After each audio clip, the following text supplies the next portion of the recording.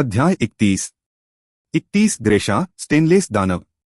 Tilly और मैं गुफा के एक मधुकोश जैसे द्वार पर एक दूसरे के साथ आराम फरमा रहे थे। एक दूसरे को चूमने और नाक रगड़ने के बाद, जो बेहद प्यारा लग रहा था, हम दीवार से नीचे उतर गए। क्या तुम्हें लगता है कि इनमें से कोई सुरंग कहीं और जाती है? मैंने टिली से पूछा जब वह मेरे कंधे पर लेटी हुई थी और मैंने उसके बालों में हाथ फेरा। टिली ने उस सुरंग में झांका जिसमें हम लेटे हुए थे और फिर बोलने से पहले दूसरी ओर देखा। प्रत्येक सुरंग केवल 15 मीटर गहरी है और उसमें ऐसे छेद हैं जो इस प्रकार दिखते हैं जैसे वे अन्य सुरंगों तक जाते हों। सचमुच?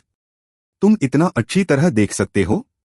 हम जिस जगह पर हैं उसका अंत तो मैं देख ही नहीं पा रहा हूं, मैंने आश्चर्य से कहा।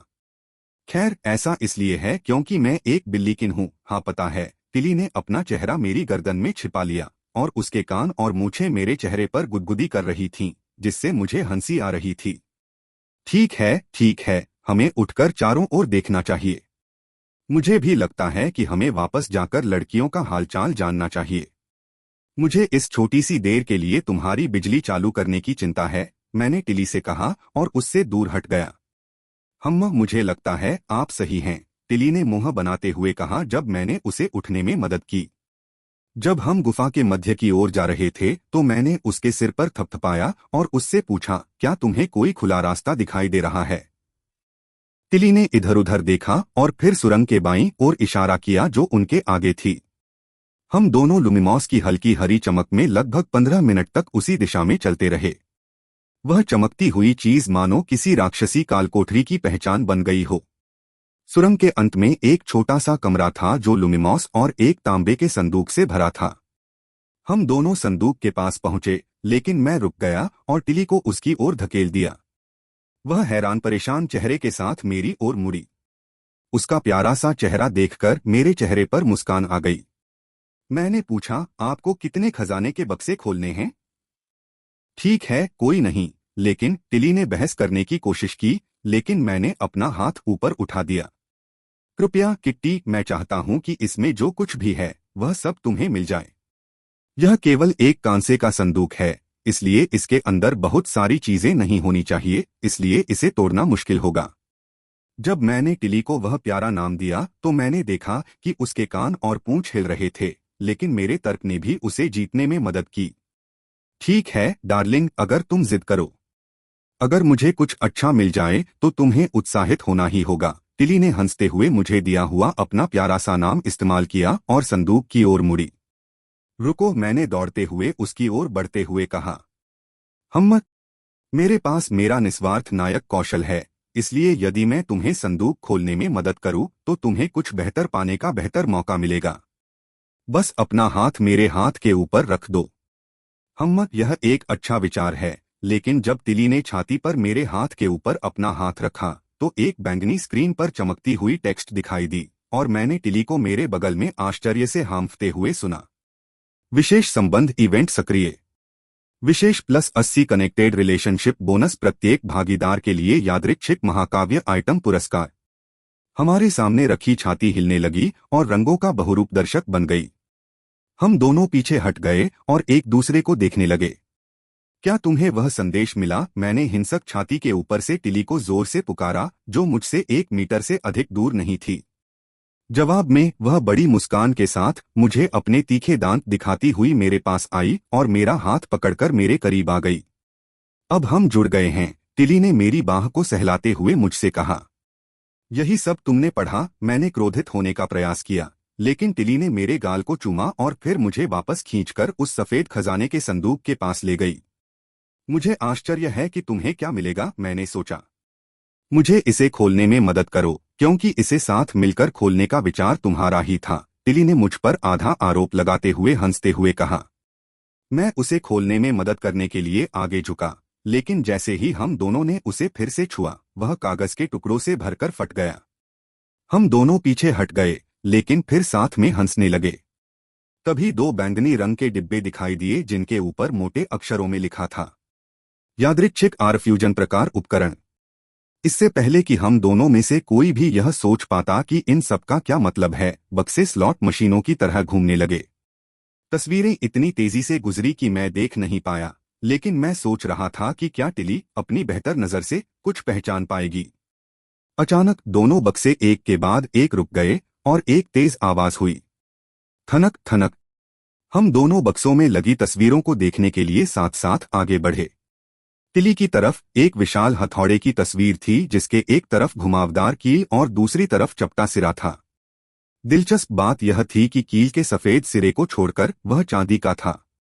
मुझे लगता है कि यह तुम्हें सूट करता है, मैंने टिली के सिर पर थपथपाते हुए और उसके कानों की ओर देखते हुए कहा। जब टिली ने तैरते हुए डिब्बे को छुआ तो एक विशालकाय 2 मीटर ऊंचा चांदी का हथौड़ा दिखाई दिया। मैं देखता ही रह गया जब टिली ने बड़ी सहजता से उसे हवा से उठा लिया और कुछ कदम पीछे हटकर अपने नए खिलौने को आजमाने के लिए मुड़ गई। मैं पीछे हट गया ताकि टिली को थोड़ी जगह मिल सके और वह अपने नए हथौड़े को डंडे की तरह घुमा रही थी। जब टिली मजे कर रही थी, मैं अपने डिब्बे के पास गया और जो चीज मुझे मिली थी उसे गौर से देखा। डिब्बे में एक चांदी की ढाल की तस्वीर थी। धातु की प्लेटें एक दूसरे पर चढ़ी हुई थीं और मानो आपस में गुंथी हुई हों, इसलिए मैंने उसे निकालकर और करीब से देखने का फैसला किया। मैंने डिब्बे को छुआ और एक चिकने चांदी के ब्रेसर जैसा कुछ उसमें से गिर पड़ा। मैंने उसे अजीब तरह से पकड़ा, थोड़ा हैरान होकर उसे देखा क्योंकि मुझे लगा कि मैं किसी तरह की ढाल की उम्मीद कर रहा था। मैंने अपनी आंख के कोने से टिली को 10 मीटर चौड़े कमरे में उछलते हुए देखा और उसने भी मजाक करते हुए उस अजीब धातु के ब्रेसर को पहन लिया। मुझे उसे खींचते हुए अजीब सा लगा क्योंकि वो कपड़े के आर्मबैंड जैसा लग रहा था और काम भी कर रहा था, लेकिन जब मैंने उसे खटखटाया तो मुझे धातु जैसी आवाज सुनाई दी। टिली की आवाज ने मुझे मेरे ख्यालों से बाहर निकाला। सावधान, टिली चिल्लाई जब धरती के कांटों की एक लहर मेरी ओर बढ़ी। वे इतनी तेजी से आए कि मैं चकमा देने और छुरा भोंकने की कोशिश करने के बजाय बस अपनी बाहें ऊपर उठा सकता था। अचानक मेरे नए आर्मबैंड से धागा उड़कर पतली प्लेटों में फैल गया। उन्होंने मेरे चारों ओर एक अर्धकोकून बना लिया और मुझे हल्का सा झटका महसूस हुआ जब चट्टानें ढाल से टकराईं। जैसे ही झटके थम गए, अचल ढाल खुल गई और धागे वापस अपनी जगह पर आ गए। टिली ने अपना हथौड़ा नीचे गिरा दिया था और रोती हुई मेरी ओर दौड़ी आ रही थी। वह दौड़कर मेरे पास आई और आंसुओं भरी आंखों से मेरा कंधा पकड़ लिया। क्या तुम ठीक हो? टिली ने मुझे देखते हुए रुंधे हुए और धीमे स्वर में पूछा। मैं 100% ठीक हूँ टिली। तुमने मुझे जरा भी चोट नहीं पहुंचाई। यह ढाल जो मुझे मिली है तुम्हारे अतिउत्तेजना के क्षणों में काम आएगी, मैंने हंसते हुए कहा और उठकर अपना हाथ टिली के गाल पर रख दिया। वह मेरे हाथ पर झुक गई, अपना हाथ मेरे हाथ के ऊपर रखकर उसे अपने चेहरे से और सटा लिया। मैं तुम्हें मार भी सकती थी क्योंकि मैं लापरवाह थी और तुमने मुझे जो ताकत दी थी उससे। टिली की आवाज धीमी थी और बोलते हुए उसने मुझसे नजरें फेर लीं। मैंने अपने दूसरे हाथ से उसका सिर पीछे की ओर घुमाया और उसके करीब गया। हमारी नजरें मिलीं और मैंने उसकी आंखों से आंसू पोंछे। टिली मेरे पास झुक गई और मैंने उसका सिर अपने कंधे पर खींच लिया और फिर उसे अपनी बाहों में भर लिया। हम कुछ देर ऐसे ही रहे। टिली की पूंछ हमारी टांगों के बीच उलझी रही, लेकिन फिर उसने हम्मक जैसी आवाज निकाली। हम अलग हुए, लेकिन टिली अभी भी मेरे पीछे देख रही थी। मैंने मुड़कर देखा और ध्यान से देखने पर मुझे पता चला कि उसने क्या देखा था। दीवार में एक बड़ी सी दरार पड़ गई थी, लेकिन उसके पीछे जगह दिख रही थी। मैं टिली की तरफ मुड़ा, लेकिन वह अपना नया हथौड़ा लेने के लिए पहले ही चल पड़ी थी। मुझे यह पूछने की जरूरत नहीं थी कि आगे क्या होने वाला है, इसलिए मैं तेजी से टिली के पीछे जाने के लिए दौड़ा। तह टिली खिलखिलाकर हंसी जब मैं उसके चारों ओर घूम रहा था। हाँ हाँ, मैं सूखी हंसी हंसते हुए टिली की कमर पर गुदगुदी से दबाव डालता हूँ। टिली उछलकर और लड़कियों जैसी चीख मारकर मेरी ओर घूम गई। घूमते हुए भी उसके हाथ में हथौड़ा था, इसलिए मैं हाथ ऊपर करके पीछे हट गया। वाह किट्टी, बस मजाक, मैं हाथ हिलाकर समर्पण की मुद्रा में उससे विनती करती हूँ। उसने मुझे एक प्यारा सा मुंह बनाया और उस दरार की ओर मुड़ गई। विशाल चांदी का स्लेज हवा में तेजी से दौड़ा और दरार के चारों ओर की दीवार के हिस्से को चकनाचूर कर दिया। धूल साफ होने के बाद मैं टिली के पास पहुंच गया। बहुत प्रभावशाली मेरी किटी, मैं उत्साह से कहता हूं और अपना हाथ उसके बालों में फेरता हूं। मेरी ओर मुड़कर टिली ने मुझे एक बड़ी मुस्कान दी। आयोना और विक्टोरिया की सांसें थम सी गईं जब लैवेंडर और टिली ने डेव के हाथ पैर पकड़ लिए। डेव को हाथ पैरों से उसके कमरे में घसीटते देख दोनों लड़कियां मुंह फेरकर चली गईं। जैसे ही वे दोनों डेव को उसके कमरे के अंदर ले गईं, लैवेंडर का हाथ फिसल गया और उसका सिर सोफे के लकड़ी के पैर से टकरा गया। थ्वाक। प्रथम व्यक्ति दृश्य पर वापस जाएं। जैसे ही मैं होश में आया, मुझे झूले की तरह झूलता हुआ सा महसूस हुआ। मुझे अपनी कलाइयों और टखनों को जकड़ा हुआ महसूस हुआ, लेकिन इससे पहले कि मैं स्थिति को और समझ पाता या अपनी आंखें खोल पाता, मेरी कलाइयों को पकड़े हुए एक हाथ फिसल गया। मुझे लगा कि मेरा शरीर नीचे गिरकर दाहिनी ओर झूल रहा है और मेरे सिर का पिछला हिस्सा किसी बहुत सख्त चीज से टकरा गया है। उफ! यार, क्या मैं किसी लड़ाई में पड़ गया हूं? मेरे सिर में दर्द हो रहा है, लेकिन मेरी बात पूरी होने से पहले ही मेरी सवारी ने मुझे नीचे गिरा दिया। उफ! अब चलो, अगर तुम ऐसे ही रहे तो मैं बर्बाद हो जाऊंगा। मैंने आंखें खोली तो देखा कि टिली अपना मुंह ढक रही थी, लेकिन उसकी मुस्कुराती आंखें और हिलती हुई कहानी सब कुछ बयां कर रही थी। मेरे ऊपर से लैवेंडर की हंसी शुरू हो गई और मैंने ऊपर देखा तो लैवेंडर थोड़ी शर्मा रही थी और खिलखिला रही थी। फिर मुझे सब कुछ याद आ गया और मैं तेजी से उठी, दौड़ी और फिर अपने कंबल के नीचे छिप गई। जब हंसी थम गई तो मैंने इयोना और विक्टोरिया को कमरे में आते सुना। मैंने कंबल से सिर बाहर निकाला तो देखा कि चारों लड़कियां ऐसे बातें कर रही थीं जैसे वह कमरे में हो ही नहीं। क्या वह ठीक है? मुझे ऐसा लगता है, लेकिन उसे थोड़ा आराम करना होगा। तुम इतनी जोर से क्यों हंसे? जिस तरह से वह गिरा, उससे वह बहुत अजीब लग रहा था। सचमुच? यह कैसा लग रहा था? ठीक है, मुझे छोड़ दो। मुझे थोड़ा आराम करने दो, मैंने बिस्तर से चिल्लाकर कहा। इसके बजाय सब लड़कियां दौड़कर मेरे पास आईं। मैं चादर के नीचे छिप गया, लेकिन यह गलत था। मेरी गलती तुरंत जाहिर हो गई, क्योंकि लड़कियों ने मेरे कंबल का एक एक कोना पकड़ लिया। अपने कंबल के नीचे किसी जंगली जानवर की तरह फंसा हुआ, मैं सोचने के लिए संघर्ष कर रहा था। 4 लड़कियों ने मुझे जकड़ रखा था और मैं नंगा था। मैं अपने अपहरणकर्ताओं से आत्मसमर्पण करने ही वाला था कि तभी एक कोना ढीला होते ही मेरे साथ अंडरवियर और मोजे भी फेंक दिए गए। मैं अपना पहला मोजा पहनने की कोशिश कर ही रहा था कि तभी ब्लैंकेट मेरे ऊपर से उड़ गया। सभी लड़कियां बिस्तर के कोनों से खड़ी होकर मुझे देखकर मुस्कुरा रही थीं। सभी के चेहरे पर शरारती मुस्कान थी और तभी मेरी नजर मेरे बिस्तर से थोड़ी दूर पर पुरुषों के कपड़ों की एक रैक पर पड़ी, जिस पर एक आईना भी था। यह क्या है? मैंने डार्लिंग से वादा किया था कि कपड़ों का एक रैक तैयार है। हम तुम हमारे लिए मॉडलिंग करोगी, मूर्ख, लैवेंडर ने चिढ़ाते हुए कहा, लेकिन वह इस विचार के बारे में महसूस की गई वास्तविक उत्तेजना को छिपा नहीं सकी। लेकिन छोड़ो भी, मैं तो सिर के बल बाथटब में कूदा था और फिर तुमने मेरे सिर को किसी चीज से बहुत जोर से टकरा दिया। मैंने विरोध किया। सच में? तुम नहीं चाहती, डार्लिंग, टिली ने मुझे अपनी बड़ी बड़ी गोल आंखें दिखाईं और अपने होंठ फुलाए। किट्टी, ऐसा मुंह मत बनाओ। मैं एक पल के लिए रुकी क्योंकि इयोना और विक्टोरिया की आंखें फिर से बड़ी हो गईं। अरे यार, फिर शुरू हो गया, लेकिन उन्होंने कुछ और नहीं किया तो मैंने बात जारी रखी। मैं उन्हें एक मौका दूंगी, लेकिन मैं चाहती हूं कि तुम सब कमरे से बाहर रहो जब तक मैं कपड़े बदलूं। तुम सबने आज मुझे बहुत देख लिया है। सब सहमत हो गए और कमरे से बाहर चले गए। मैं उठकर रैक के पास गया और अलग अलग सूटों को गौर से देखा। मैं मन ही मन कराह उठा। मैंने जो पहला सूट पहना वह लाल शर्ट और सफेद पैंट वाला एक शानदार परिधान था।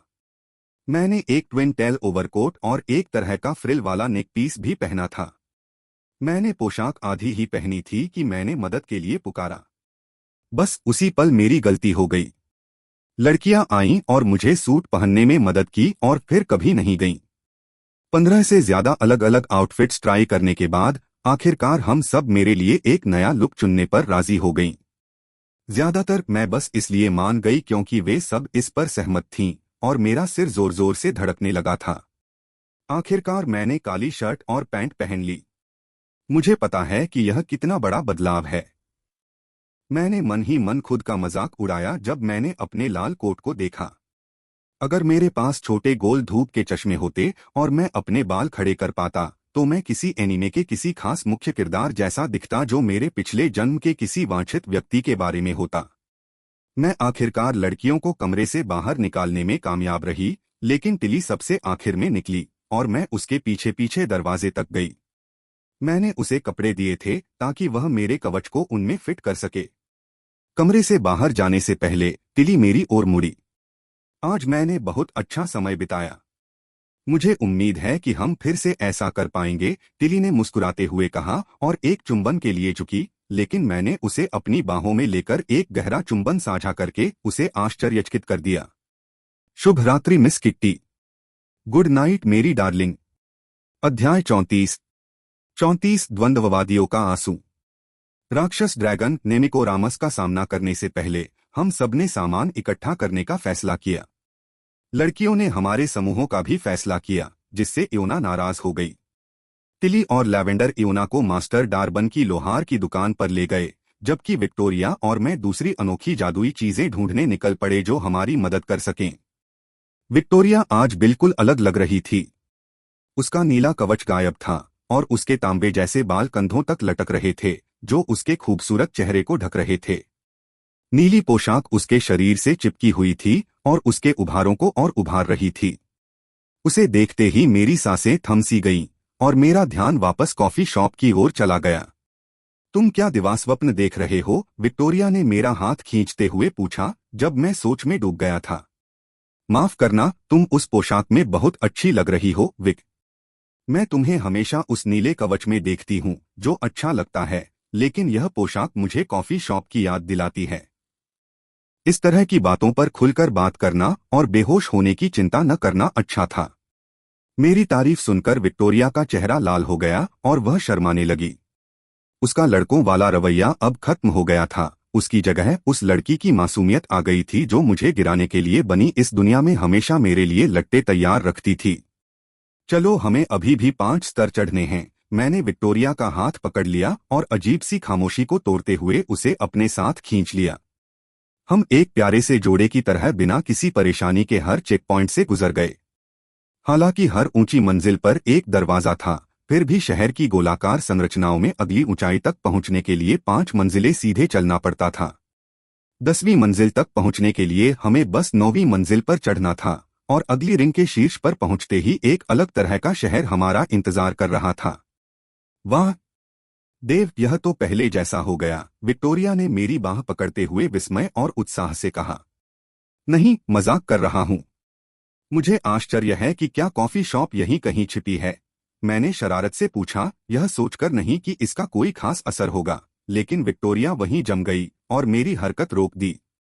मुझे लगता है हम क्या देख सकते हैं। विक्टोरिया का चेहरा लाल हो गया था और ऐसा लग रहा था जैसे उसे पसीना आने लगा हो। विक, तुम्हें क्या हो गया है? मैंने असमंजस में उससे पूछा, साथ ही यह भी सोचा कि क्या वह ठीक है। विक्टोरिया ने अपना चेहरा मेरी लाल आस्तीन में छिपा लिया और गहरी सांस ली। मैं ठीक हूँ, चलो चलें। वह बुदबुदाई और सीधी खड़ी हो गई। विक्टोरिया का चेहरा ठंडा पड़ गया और हम गेट हाउस से मुख्य सड़क के फुटपाथ तक जाने वाले कंक्रीट के रास्ते पर चल पड़े। पहली दुकानें जो हमें दिखीं, वे ज्यादा प्रभावशाली नहीं थीं, जैसे कोडियोस जेम स्क्रीन रिपेयर्स और ब्रिसबॉबस न्यूट्रोनियम कोर चार्जिंग। आखिरकार हमें एक विशाल ज्यामितीय संरचना के नीचे एक दुकान मिली। पूरी इमारत भौतिकी के नियमों को चुनौती दे रही थी, जिससे हम दोनों ही मछली की तरह मुंह खोले प्रवेश द्वार तक पहुंच गए। प्रिज्मेटिक क्रिस्टल शस्त्रागार। हम इमारत के बाहर से देखने मात्र से ही मुझे अंदर जाने की इच्छा हो रही है, मैंने उत्साह से कहा। यह इस तरह कैसे खड़ा रहता है? मुझे यकीन नहीं है। हो सकता है कि अदृश्य जंजीरें इसे जकड़े हुए हों। चलो अंदर चलते हैं और खुद ही पता लगा लेते हैं, विक्टोरिया ने कहा और उसने मेरा हाथ पकड़कर मुझे इस विशालकाय स्तंभ के एकमात्र दरवाजे तक खींच लिया। इस बीच डार्बोन की स्मिथी में लैवेंडर, इयोना और टिली। मुझे तुम दोनों के साथ यहाँ क्यों घसीट कर लाया गया? वह नीली बख्तरबंद बिंबो अब उसके साथ है, तो मैं क्यों नहीं? उफ! अरे! लैवेंडर ने शिकायत करने वाली इयोना के सिर की चोटी के बीच जोर से एक वार किया था। टिली अपने जादू से उस दानव स्टेनलेस स्टील को विक्टोरिया के लिए प्लेट सूट में बदल रही थी। इयोना को पता नहीं था कि टिली और लैवेंडर ने हमेशा शिकायत करने वाली इयोना को शांत करने के लिए कुछ नई खास सीरिंज बना। वे अपनी भावनाओं को इतने बेबाक क्यों कहते हैं? मुझे ऐसा लगा जैसे मुझे किसी उपयोगी चीज की तरह बेचा जा रहा हो। ऐसा नहीं कि मैं शिकायत करूं, पर मेरा दिमाग कहता है कि इससे समस्याएं पैदा होंगी। शायद मुझे बाद में लैवेंडर से इस बारे में बात करनी चाहिए। अपना लाल कोट पहनकर मैं अपने कमरे से बाहर निकला और हॉल में गया। मुझे हैरानी हुई कि सभी लड़कियां इंतजार कर रही थीं और जाने के लिए तैयार थीं। इयोना फिर से लोली बन गई थी और लैवेंडर उसकी एक चोटी नोच रही थी, जबकि इयोना उससे लड़ने की कोशिश कर रही थी। टिली विक्टोरिया से बात कर रही थी, जिसने एक नया प्लेट कवच पहना हुआ था जो उस दानव स्टेनलेस स्टील से चमक रहा था जो टिली और मुझे गेरशाह से मिला था। दरवाजा खोलते ही मैंने जल्दी से उन सबको आराम करते देखा, फिर सबकी नजरें मेरी तरफ मुड़ गईं। टिली ने हरे और सफेद रंग की ड्रेस पहनी हुई थी और विक्टोरिया के बगल में अपने चमकदार कवच में खड़ी थी। लैवेंडर ने गुलाबी और नीले रंग की ड्रेस पहनी हुई थी जिसके दोनों पैरों पर कट लगा हुआ था, जबकि इयोना ने एक प्यारी सी गुलाबी रंग की फ्रिल वाली ड्रेस पहनी हुई थी जो शायद लैवेंडर ने ही उसे पहनाई होगी। तो क्या हम सब तैयार हैं? मम्मा। हम सब बाथरूम की तरफ चल पड़े, लेकिन इयोना ने अपनी गति थोड़ी धीमी कर ली और अपने छोटे छोटे कूल्हे मुझसे टकराने लगी। मैंने नीचे देखा और उसने लड़कियों के साथ चलने से पहले मुझे शरारती अंदाज में आंख मारी। मैं भी उसके पीछे पीछे गया और जब हमने दरवाजा खोला तो कोई बड़ी पीली आंख हमारा इंतजार नहीं कर रही थी। इसके बजाय हमारे सामने आकाश गंगाओं के आकाश में तैरता एक रास्ता था। तारे और ग्रह उस 2 मीटर लंबे रास्ते की पृष्ठभूमि थे जिस पर हमें चलना था, और यह एक विशाल मंच की ओर जाता था। उस मंच के अंत में एक सीढ़ी थी जो एक दरवाजे तक जाती थी। जैसे ही हम पहले प्लेटफॉर्म पर पहुंचे, जिस रास्ते से हम आए थे वह ऐसे गायब हो गया मानो कभी था ही नहीं। आकाश गंगाओं से रंगी हुई सतहों से 4 चबूतरे उठे जिन पर 4 प्राणी खड़े थे। हर चबूतरे की त्वचा गहरे अंतरिक्ष के कालेपन से ढकी थी, जिसमें दरारें और दरारें थीं जिनसे प्रकाश निकल रहा था, और प्रकाशहीन पीठ के बावजूद पियर्स ईविल ने लहराते काले धुंध को उजागर कर दिया। सावधान रहो और अकेले मत फंसो, मैंने लाइट ब्लेड के लिए हाथ कमांड को सक्रिय करते हुए चिल्लाया। सफेद ब्लेड तब तक नहीं रुका जब तक कि उसने अपना दानवरूप धारण नहीं कर लिया। दानव शिकारी, मैंने चिल्लाया जब टिली ने अपने लाल लबादे के नीचे हाथ डाला।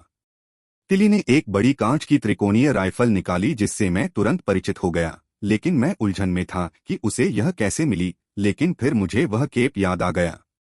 टिली ने बंदूक चलाने की कोशिश की, लेकिन उससे निकली किरण राक्षसों के कालेपन में समा गई। इसे फेंको और सब मेरे पास आ जाओ। लैवेंडर, एक दीवार बनाओ और इयोना के साथ मेरे पास आओ। वहां से चीजें तेजी से आगे बढ़ने लगीं और सबने मेरे आदेशों का पालन किया। टिली ने आयन ग्लास तोप फेंकी और मेरी ओर दौड़ी। विक्टोरिया उस तोप से पीछे हटी जिससे वह उलझी हुई थी और दौड़कर मेरे पास पहुंची। आकाशगंगा के तल से एक मिट्टी की दीवार सी उठी हुई थी, मानो सिर्फ सतह ही रंगी हुई हो और बाकी नीचे बस सामान्य जमीन हो। जैसे ही मैंने अपना हाथ ऊपर उठाया, सभी लड़कियां मेरे पास आ गईं। कांच के टूटने की आवाज सुनते ही हमारे चारों ओर एक ढाल सी बनने लगी। है बूम। पहले चरण में शून्यता ने हमें बहरा कर दिया था और हम भाग्यशाली थे कि ढाल दूसरे चरण से पहले ही समाप्त हो गई। अंदर से भी हम उस भीषण विस्फोट की गर्मी महसूस कर सकते थे और सभी लड़कियों ने मुझे कसकर पकड़ रखा था क्योंकि मेरे आर्मबैंड से और भी कांच और धातु के रेशे बह रहे थे। मैंने नीचे देखा और यह देखकर हैरान रह गया कि यह खतरनाक रूप से कम हो रहा था। मेरे आर्मबैंड का धागा खत्म होने से पहले ही विस्फोट थम गया, लेकिन इससे यह संकेत मिला कि ऑगमेंटिव ग्लास के बाद भी ढाल की अपनी सीमाएं हैं। मैंने सभी लड़कियों की तरफ देखा और वे सब ठीक लग रही थीं, बस थोड़ी हिली हुई थीं। इयोना को छोड़कर सभी ने खुद को अलग कर लिया, जो बाकियों से थोड़ी देर तक टिकी रही। ढाल गिर गई और आकाशगंगा का दृश्य गायब हो गया, बस एक चौड़ी और ध्वस्त गुफा रह गई। जहां पहले सीढ़ियां और दरवाजे थे, वहां दीवार में एक बड़ा सा छेद हो गया था। मैं लड़कियों की तरफ मुड़ी, लेकिन जब हम सबने गर्जना सुनी तो मैं स्तब्ध रह गई। मेरे पालतू जानवरों, मेरे विस्टा, तुमने मेरा घर नष्ट कर दिया है। मेरे सामने आओ नश्वर बच्चों, और मैं तुम्हारी आत्मा को खा जाऊंगा। एक बहुत क्रोधित नेमिकोरामस की गहरी ड्रैकोनिक आवाज गरजी। तुम्हें क्या लगता है अगर हम यहीं इंतजार करेंगे तो वह क्या करेगा? मैंने लड़कियों से मजाकिया लहजे में पूछा, लेकिन इतनी ऊंची आवाज में कि उनकी आवाज सुनी जा सके। तुम अपने आप को क्या समझते हो? मैं तुम्हें सुन सकता हूं, तुम्हें पता है। तुम्हें क्या लगता है वह कितना गुस्सा हो जाएगा? इस बार टिली ने ऊंची आवाज में पूछा। मुझे वहां आने के लिए मजबूर मत करो। ड्रैगन की आवाज में अभी भी गर्मी थी, लेकिन वह अब चिल्ला नहीं रहा था, लगभग थोड़ा हिचकिचा रहा था। ओह, लेकिन हमारे पास आना तुम्हारे लिए ज्यादा सुविधाजनक होगा, इसलिए जरूर आओ, यहाँ आओ। लैवेंडर की आवाज ने नेमिकोरामस को समझाने की कोशिश की, लेकिन तभी ड्रैगन बहाने बनाने लगा। बुरे बहाने। देखिए, मेरे बालों के लिए बाद में अपॉइंटमेंट है, इसलिए आपके लिए अंदर आना अधिक सुविधाजनक होगा। क्या यह बड़ा डरावना ड्रैगन अपनी गुफा से बाहर नहीं निकल सकता? विक्टोरिया ने चिढ़ाते हुए कहा। नहीं नहीं नहीं, देखो, मुझे बाहर की हवा पसंद नहीं है। यहाँ घुटन है और मुझे यहाँ की हवा की आदत हो गई है, इसलिए अगर तुम सब यहाँ आ जाओ ताकि मैं तुम्हें खा सकूं तो सब ठीक हो जाएगा। ड्रैगन मानसिक रूप से टूटने की कगार पर लग रहा था, लेकिन हमने हार नहीं मानी। हम सबने घंटों ड्रैगन को ताने मारे और उसका मजाक उड़ाया, लेकिन कोई भी उपाय उसे अपनी गुफा से बाहर नहीं ला सका, जब तक कि टिली को एक तरकीब नहीं सूझी। टिली ने फिर से अपने पीछे हाथ डाला और एक औषधि निकाली। उस पर लिखा था, जादुई जानवर बहुरूपी रस। अब बस यह तय करना बाकी था कि नेमिकोरामस को उसकी खास गुफा से बाहर निकालने के लिए कौन सी मादा ड्रैगन बनेगी। शुरू से ही यही योजना थी। लैवेंडर को नेमिकोरामस के बारे में कुछ जानकारी मिल गई थी, जो अपनी गुफा से बाहर कभी नहीं निकलता था, सिवाय उसके विशाल सिर को बाहर निकालने के। इस जानकारी ने हमें सोचने पर मजबूर कर दिया कि उसे हराने का राज उसे उसकी गुफा से बाहर निकालना ही था, लेकिन सब कुछ योजना के मुताबिक नहीं हो रहा था। नेमिकोरामस अपनी गुफा से बाहर नहीं निकलना चाहता था, इसलिए हमने जो अनुमान लगाया वह सही था, लेकिन फिर भी उसके बाहर न आने की समस्या से निपटने में हमारी मदद नहीं हुई। इसलिए जब टिली ने विक्टोरिया को औषधि देने की पेशकश की तो हमने उस पर अपना पूरा दाव लगा दिया था। क्या मुझे इसे लेना होगा? विक्टोरिया ने हल्के नीले रंग के तरल पदार्थ को देखते हुए शिकायत की। तुम और मैं उस मीट हाउस में चलेंगे जहां तुम सब खा सकते हो। सिर्फ हम दोनों, ठीक है? मैंने विक्टोरिया से कहा, लेकिन जैसे ही मैंने आखिरी बात कही, खाली औषधि की शीशी हवा में उड़ने लगी। विक्टोरिया बढ़ने और बड़ी होने लगी। उसका शरीर और कवच फैलने लगे, उसकी पीठ से पंख फूटने लगे। जल्द ही एक विशाल स्टेनलेस स्टील का ड्रैगन हमारे सामने आ खड़ा हुआ। ड्रैगन होने के बावजूद विक्टोरिया बेहद खूबसूरत थी। मैं कैसी दिखती हूँ? शानदार। मेरा मतलब है, तुम इतनी चमकदार हो कि मैं तुम्हें मुश्किल से देख पा रहा हूँ, यहाँ तक कि कम रोशनी में भी। जहाँ तक मैं देख पा रहा हूँ, तुम बहुत अच्छी लग रही हो, लेकिन चलो योजना पर चलते हैं। विक्टोरिया ने अपना ड्रैकोनिक सिर हिलाया और उस जगह के पास पहुंच गई जहां एक दरवाजा और सीढ़ी थी। टिली और इयोना बाएं मुड़ गईं और लैवेंडर मेरे साथ रही। योजना यह थी कि विक्टोरिया से नेमिकोरमस का चित्र बनवाया जाए और हम योजना शुरू करेंगे। हम यही चाहते थे। विक्टोरिया ने छिपे हुए दानव ड्रैगन को चुनौती देते हुए दहाड़ लगाई और पीछे हट गई। ओह, यह क्या है? क्या तुम मेरे लिए कोई उपहार लाए हो? जैसे जैसे नेमिकोरामस पास आता गया, उसकी आवाज में दिलचस्पी बढ़ती गई। विक्टोरिया पीछे हटने लगी, लेकिन एक विशाल पंजों और शल्कों वाला हाथ दीवार से टकराकर उसे नीचे गिरा दिया। उसके पंजे उसके बेदाग शल्कों को ऐसे चीर रहे थे मानो वह इंसानी मांस हो, और विक्टोरिया दर्द से चीख पड़ी। प्रहार प्रहार। जैसे ही लैवेंडर ने उभरते हुए विशाल राक्षसी ड्रैगन पर आग और मिट्टी फेंकी, मेरे शरीर पर पड़े निशान गर्म होने लगे। मैंने विक्टोरिया के ड्रैगन रूप की पीठ और बगलों में गहरे जख्मों से खून रिश्ते देखा। टिली विक्टोरिया को छुड़ाने की कोशिश में अकेली आगे बढ़ी। प्रहार प्रहार। इयोना उसे रुकने के लिए चिल्ला रही है, और मैं अब उभरता हुआ दूसरा पंजा देख सकता हूं। यह राक्षस उनकी कल्पना से भी ज्यादा विशाल था। मेरे मन में बस यही विचार था, क्या मैं इन्हें बचा सकता हूं? मैं इन औरतों को जिनसे मैं प्यार करता हूं कहां ले आया हूं? मैं इन्हें फिर से खोना नहीं चाहता। प्रहार प्रहार। अंधेरा। फिर एक आवाज। फिर एक और, क्या आप शक्ति चाहते हैं? आपको हमारी जरूरत है। आइए हम इन्हें तोड़े। और कंपन कम हुआ और मैं खड़ा हुआ और उसे अपना हाथ दिया। झिझकते हुए उसने हाथ बढ़ाया और मेरा हाथ थाम लिया। जैसे ही मैंने उसे ऊपर खींचा, उसके पंजे मेरे हाथ में गड़ गए, लेकिन मैंने अपनी पूरी एकाग्रता से अपना भाव बदलने की कोशिश की। जब सेरादाशिता ने मेरा हाथ छोड़ा और उसके पंजे पीछे हट गए तो मैंने अनजाने में ही राहत की सांस छोड़ दी। सेरादाशिता ने पहले घबराहट और फिर डर से मेरी तरफ देखा और एक कदम पीछे हट गई।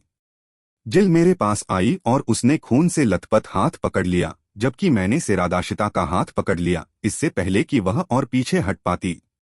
कोई बात नहीं, मैं ठीक हूँ। मुझे जरा भी एहसास नहीं हुआ। तुमने मुझे चोट नहीं पहुंचाई और मैं तुम्हें चोट नहीं पहुंचाऊंगा। अब चीजें बदल जाएंगी, इसलिए तुम्हें अब डरने की जरूरत नहीं है। जैसे ही मैंने बात की, जिल ने अपने जल जादू से उस जगह को ठीक कर दिया जहां सेरादाशिता के पंजे चुभ गए थे।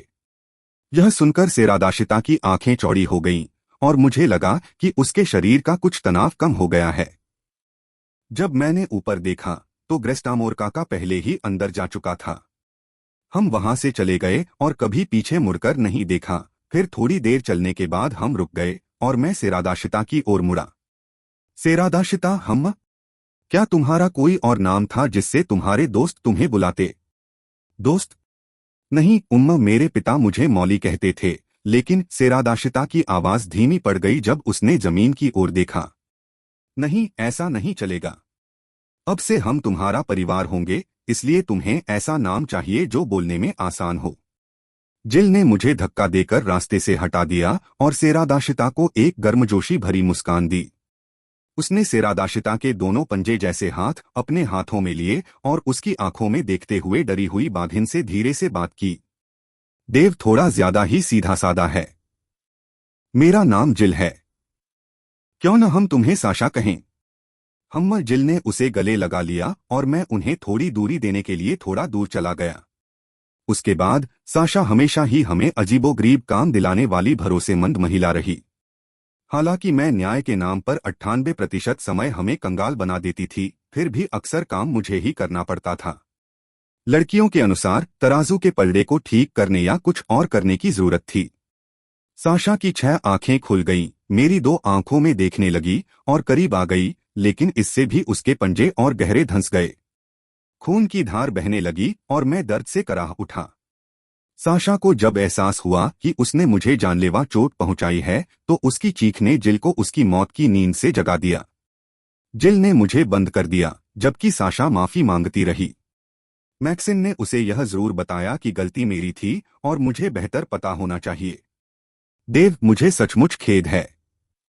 यह ठीक है, वास्तव में मैं बस शर्ट भूल गया। हालांकि हमें एक हल्का संस्करण लेने की आवश्यकता हो सकती है। तो साशा, यह काम क्या है? मिकोटा बिस्तर से उठी और साशा के पास खिसक गई। उसने साशा को गुदगुदी करना शुरू कर दिया, लेकिन जब साशा ने उसे पकड़ लिया तो उसे बचना पड़ा। शरारती बिल्ली, अब पंजे नहीं हैं। यह बहुत अशिष्टता है। मिकोटा हंसते हुए वहां से चली गई। सच में बात तो यही थी। साशा के पंजे बहुत तेज थे। शायद मुझे कोई नाइट कवर मिल जाए। जब साशा मिकोटा की तरफ बढ़ने की कोशिश कर रही थी तो मैंने उसे रोकने के लिए उसके कंधे पर हाथ रखा। ठीक है, चलो किरीना को ढूंढते हैं और इस छोटे से कमरे से बाहर निकलते हैं, इससे पहले कि कुछ टूट जाए। मैं अपनी टोली को सीढ़ियों से नीचे सराय के दरवाजे से बाहर ले गया और डार्क एल्फ बारटेंडर करमन, जो अभी भी कप धो रही थी, को हाथ हिलाकर अभिवादन किया। लड़कियों ने बताया था कि किरीना या किरिन शहर के बाहर ही प्रैक्टिस कर रही हैं। वे डिस्टर्ब नहीं होना चाहती थीं और उन्होंने कहा कि वे लंच के लिए सराय में मिलेंगी। तो फिर आगे चलो। बाहर निकलते ही मैंने साशा को इशारा किया। अध्याय 40-39 जिल्दस पाइमेडेन। मुस्कुराते हुए वह मुड़ी और हमें साथ ले जाने लगी।